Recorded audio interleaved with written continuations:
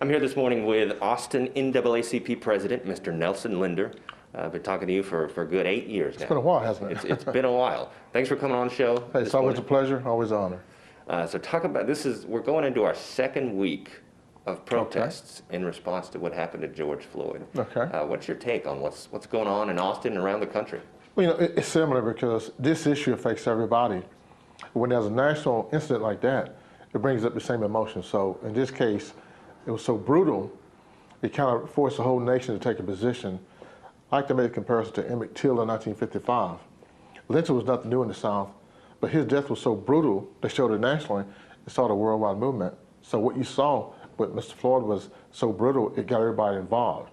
And so it's moving now because they want to stop this issue.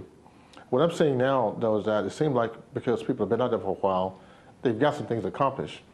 We've had also some distractions with infiltration and some violent people. That's part of the process. I think now we're coming kind of full circle to, okay, resolution, resolute, and going forward. I think right now we're going to see a lot of focus on policy and indictments and hopefully convictions. Okay. And you were telling me before this interview that you've been getting calls from news publications all over the country. Oh my God, it's amazing. Y'all big time media folks, but more importantly, I'm getting calls from Dripping Springs, the Marble Falls. And these are white people saying, I want to help.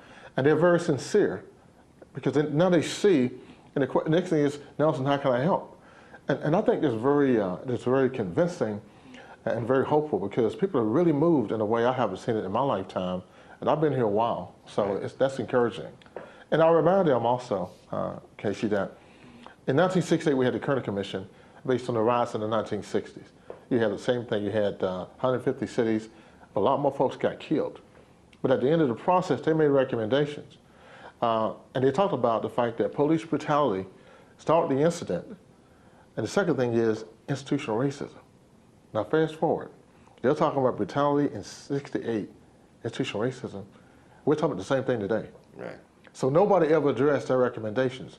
So here we go again in 2020 on the same path. What should City Council be doing? We've got evidence right now where we've asked City Council to fund our commissions. We got an African American Commission that was started in 2006 to address these very same things, but primarily education, job opportunities, economic empowerment. I mean, those are the housing, those are the major things that create this poverty. Why not do that? You can fund these commissions that you created that advise you about these things every week. You can fund those folks in the next budget. Last question, all over the country, people who look like me are wondering what we can do to help. What's the answer to that? Well, again, a historical parallel. After the hanging and lynching of Emmett Till, white people got involved. Under LBJ's program, we created a thing called the Civil Rights Act of '64, which is phenomenal. It took white votes and white politicians all over the South. Then we had the Voting Rights Act of '65, where we could elect black people and other people to fight these issues. I will say it's white people and other folks too are not involved. It's not all white people. We got to get involved and do what we can where we are. It might be in a conversation with the NAACP about what else do you see as the real solutions and how can I help? I get it every day now. I said, well, what are your interests? Let's have a conversation, whether you live in Austin or Marble Falls or whatever, and talk about what we learn about folks who want to get involved. There are series of steps there. First thing, become informed and talk to your local government about what your concerns are. And that's where it starts. Then talk to your state representative about why is there a constitution that doesn't address police brutality in these states?